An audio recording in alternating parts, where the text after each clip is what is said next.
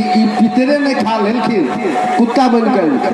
अरे गाली देना हुआ ही नहीं, आप कहते हैं कुत्ता बन के आया।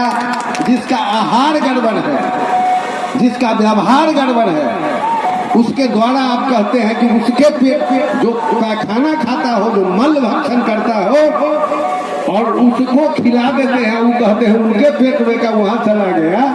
ये गाली से बढ़ करके और कुछ है क्या? आप तो गाली दे रहे हैं, पुरते गाली दे रहे हैं। इसलिए सत्संग विवेक निर्मलम नयना द्वयम, दो आंख का इस्तेमाल कीजिए। एक सत्संग का श्रेष्ठ जन जो उपदेश देते हैं उसको ध्यान में रखिए, और विवेक, अपना विवेक नहीं खोइए, नहीं तो दुनिया ठगवे करेगी। गुरुओं के नाम पर बहुत गुरु हैं जो ठगते हैं। हमको दे दोगे तो कल्याण हो जाएगा। ठीक है, गुरु की सेवा कीजिए। गुरु यदि अभाव में है तो अपना जान भी दे दीजिए, लेकिन आप जमीन बेच के नहीं दीजिए, आप अपने पर कष्ट उठा के नहीं दीजिए। माता पिता गुरु की सेवा कीजिए, श्रद्धा है कीजिए, आपके पास है तो कुछ भी शरीर नाप लीजिए। गुरु के लिए तो शरीर सब कुछ है, लेकिन आप जमीन बेच करके दे दीजिएगा तो गुरु को भी चाहिए नहीं लेना। मैं तो यह समझता हूँ। लेकिन चला भी को कुछ हो जाए हमको दो, वही बात है यहाँ भी। यहाँ नहीं होना चाहिए। आप श्राद्ध के लिए बहुत सारे शास्त्र में चर्चा है। इन्होंने कहा, एक कहा है कि उसका अर्थ इन्होंने नहीं कहा। कुक्कुट का अर्थ होता है, कुक्कुट का काउंटिंग किए होंगे, कुक्कुट का अति होता है, सेंसस होता है, नहीं वो चिड़िया सब का, पालतू जो होता है चिड़िया सब, उसका सेंसस किया जाता है जी। तो उसकी भी गणना होती है, टीचर सबको करना पड़ता है। कुक्कुट माने होता है मुर्गा, और मुर्गा खाता क्या है? वो गड़बड़े चीज खाता है। हम एक सही बात कह रहे हैं। एक बार में हम लोग गए थे एक स्कूल के सामने में, की ड्रेस देख करके तो लोग कहता है कि महामूर्ख होंगे, अब बहुत सारे लोग पूछते हैं। लेकिन टीचर सब कहा कि महात्मा जी हम लोगों को भी बनाना दीजिए जी, दे दीजिए गले में कंठी। हम कहे कि आप लोग विद्वान हैं, अपने बच्चे को पढ़ा करके विद्वान बना देते हैं, हम लोग नीरे मूर्ख आदमी आपको क्या शिक्षा देंगे?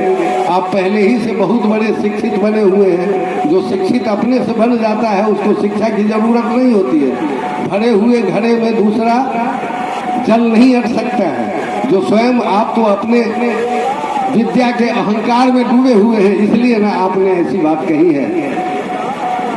दूसरे दिन गए, चापाकल था कैंपस में, तो नित्यादि क्रिया से निवृत्त होकर के जब लोटा इत्यादि को मल रहे थे तो उसमें से एक देवी जी आई, कही कि हमारा बेटा मुर्गा पोसे हुआ है, और मुर्गा जो है सो किसी का कुछ खा गया, जो किसी का कुछ खा करके, और इसके बाद में बगले में मियाँ का घर है, तो वो मियाँ का बच्चा जो पैखाना किए हुआ था से पशुआ मुर्गी इनका हिंदू भाई का खा गया। तो खुरपी फेंक के जो मारे, तो खुरपी फेंक करके मारे तो भाग तो गया, लेकिन पूरा पांखे कटा गया खुरपी से।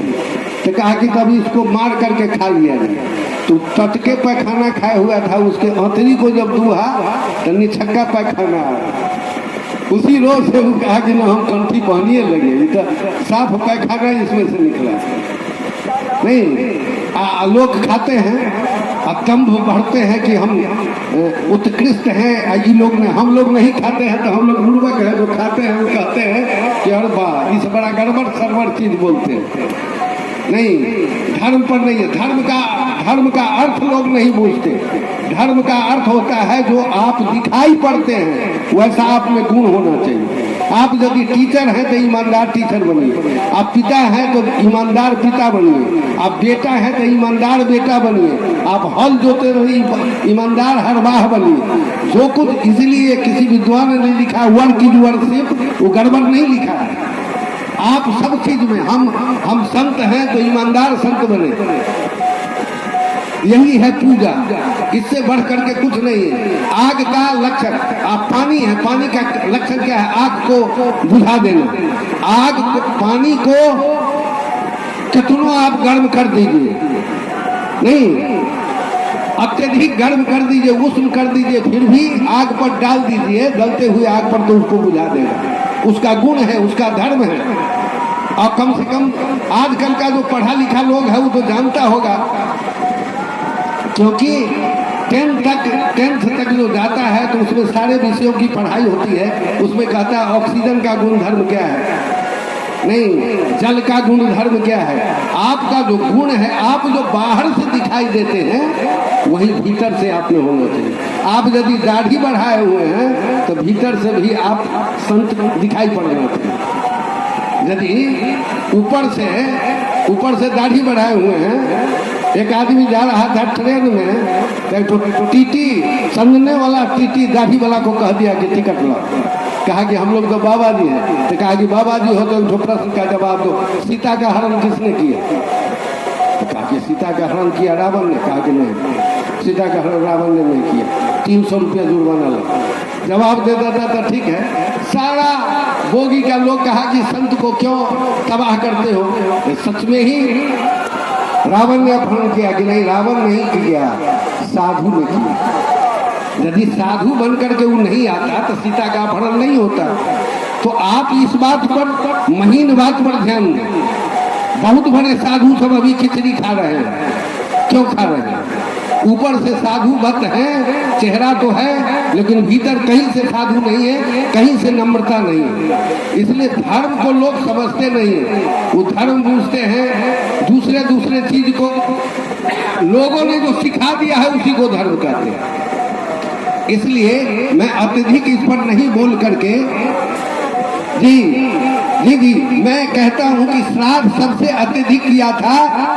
श्राद्ध के बारे में यदि कोई बूढ़ा आदमी को बेटा खाना नहीं दे, वो पंचायती कराने जाए तो मुखिया उसका पंचायती नहीं करेगा, कहेगा कि बुढ़वा तो एक वोट देगा, इसका बेटा पुतो ही सब 6-7 को वोट हो जाएगा, तो हम इसके लिए कहे जाए हम अपना वोट खराब करने। एको बार वही जाएगा, गांव का कोनो बुढ़वा कहेगा कि थोड़ा बेटा से झगड़ा करने कौन जाएगा?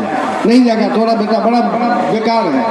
अगर मर जाएगा तो कहेगा जो तुम नहीं करवा हो तो थोड़ा जात से निकाल देंगे, तुमको यह करेंगे, तुमको वह करेंगे।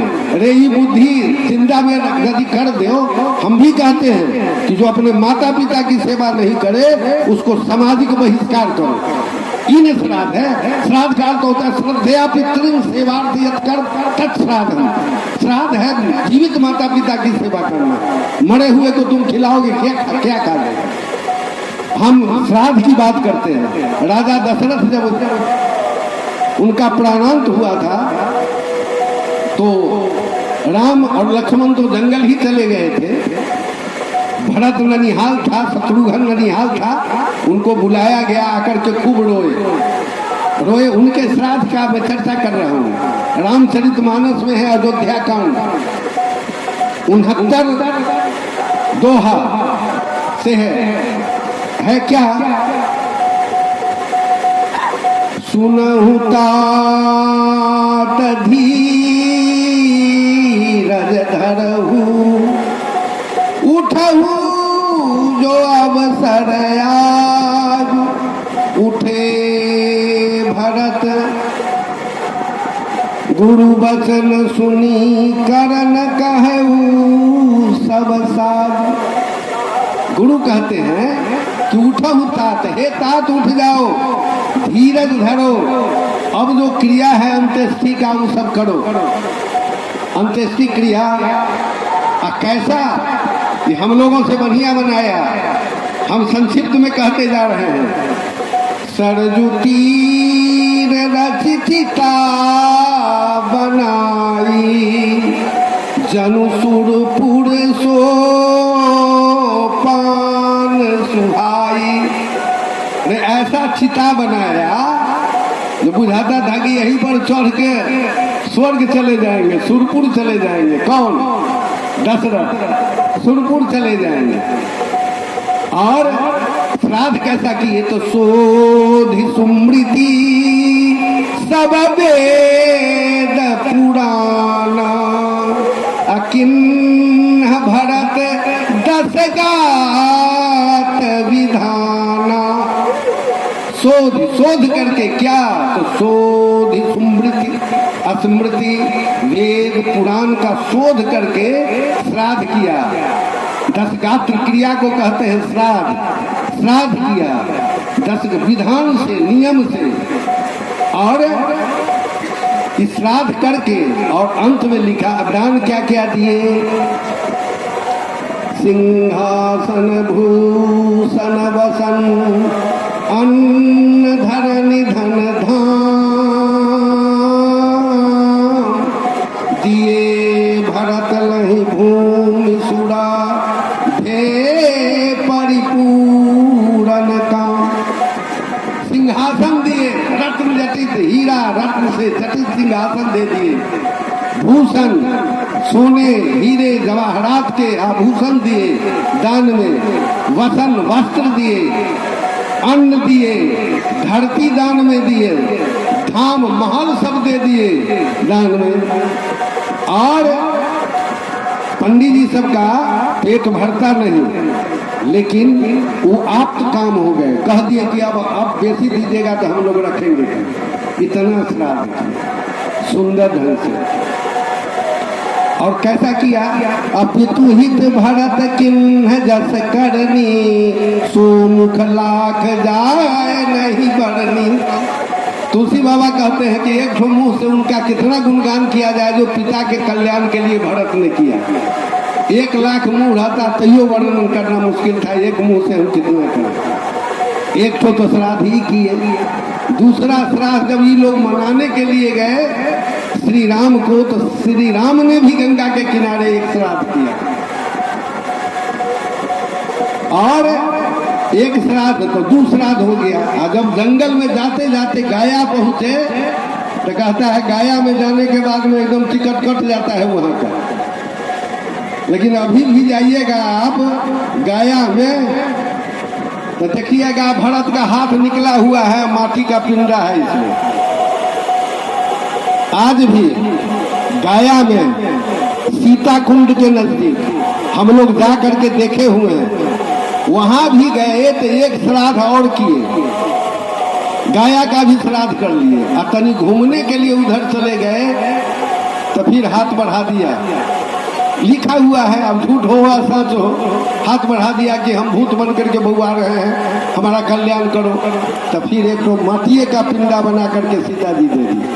तो कै ठो हो गया।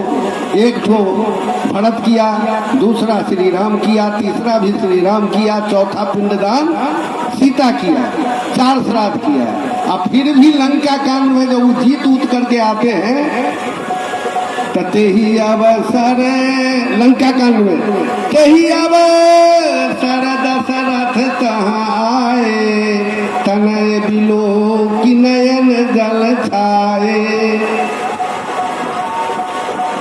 आ रहे हैं बेटा को देखकर आंख से आंसू बह रहा है एकदम। और अनुज सहित प्रभु बंदन किन्हा आशीर्वाद पिता तब दिन्हा। तो पिताजी आशीर्वाद देते हैं। अनुज सहित छोटे भाई के साथ प्रणाम करते हैं। और इसके बाद क्या तात सकल तब पुण्य प्रभायु जित्यो असुर निशाचर रायु। मैंने इस निशाचर राव को आप ही के प्रभाव से जीता है। वो भूत बन करके बउआइए रहे हैं। आप तनी मनी कर देते हैं केरा के डमखोड़ा में कर देते हैं तो आपका कल्याण हो जाएगा। उतना दान करने वाला का यह बतलाता है। अवश्य में ये गरुड़ पुराण में है। गरुड़ पुराण हम लोग को आप लोग कहिएगा तो हम लोग ले के चलते हैं।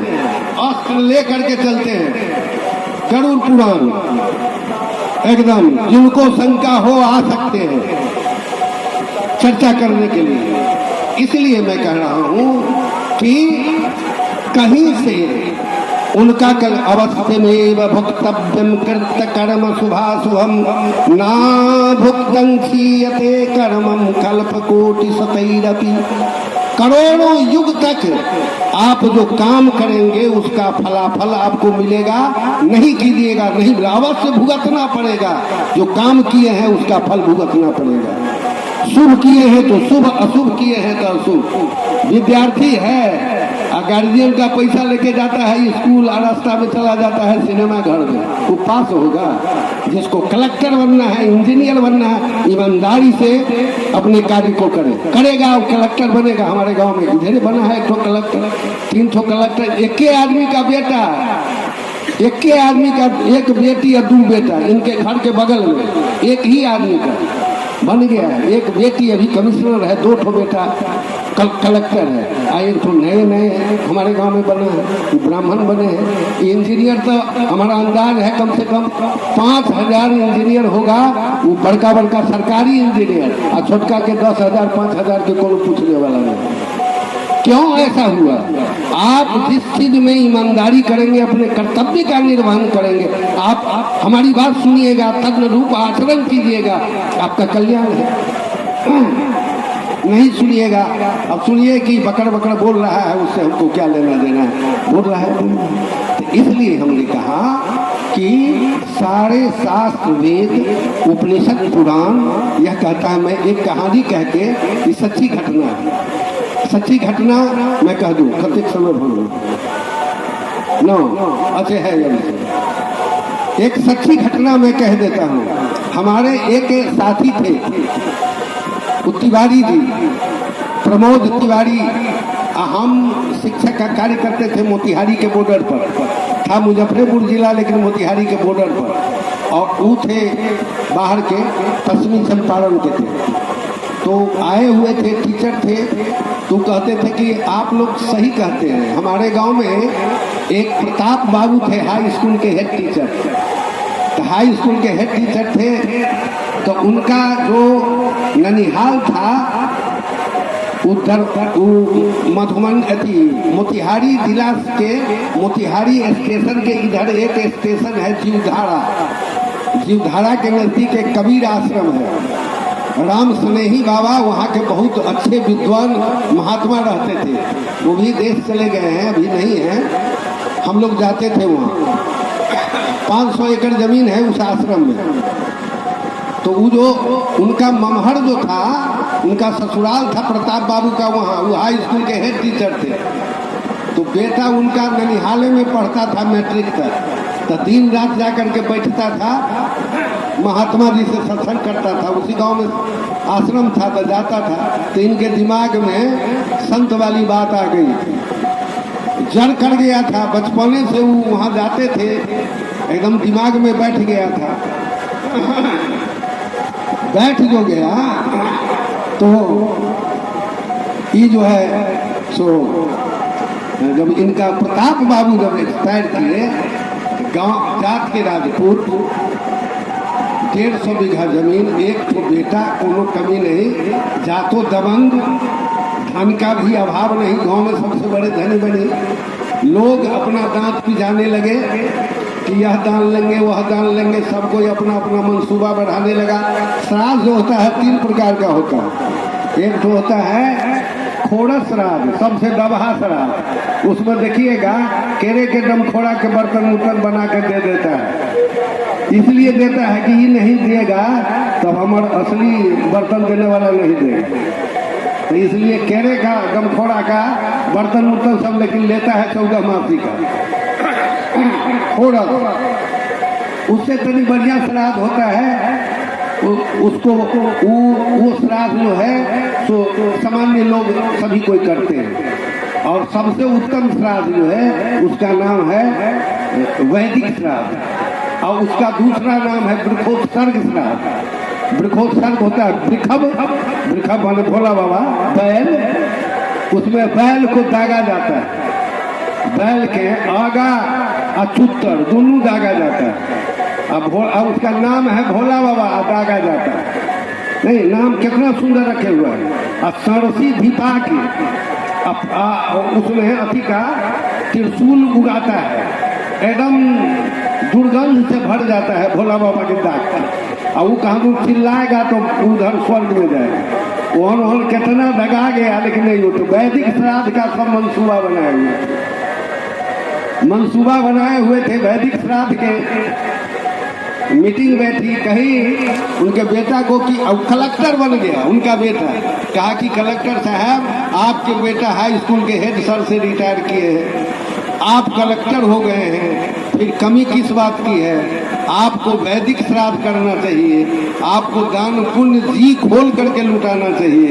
उनका कम से कम 1 साल का कमाई आप इसमें लौट कर दीजिए। तो कहा कि 1 साल नहीं, आप 2 साल का कहिएगा कमाई, वो भी कर देंगे, लेकिन भोज भंडारा में, ये दान पुण्य में, श्राद्ध में। क्योंकि वहाँ पहले से पढ़े उड़े हुआ था, लाख उपाय किए, दब रहता। मास्टर साहब सब कमजोर रहेगा तब न दबा दीजिएगा। वो तो जातों के बुलंद और ऊपर से जमींदार गांव के उन और पदों पर बहुत ऊंचा, तो उनको कौन कर दे? सब कोई हार गया। कहा कि ठीक है, मन भर 3 दिन 4 दिन जो प्रेस्क्राइब किया भोजन का, जो मेन्यू बनाया, उसी मेन्यू के अनुसार भोज हुआ। मन भर समूचा गांव खाया, 2-4 गांव खाया।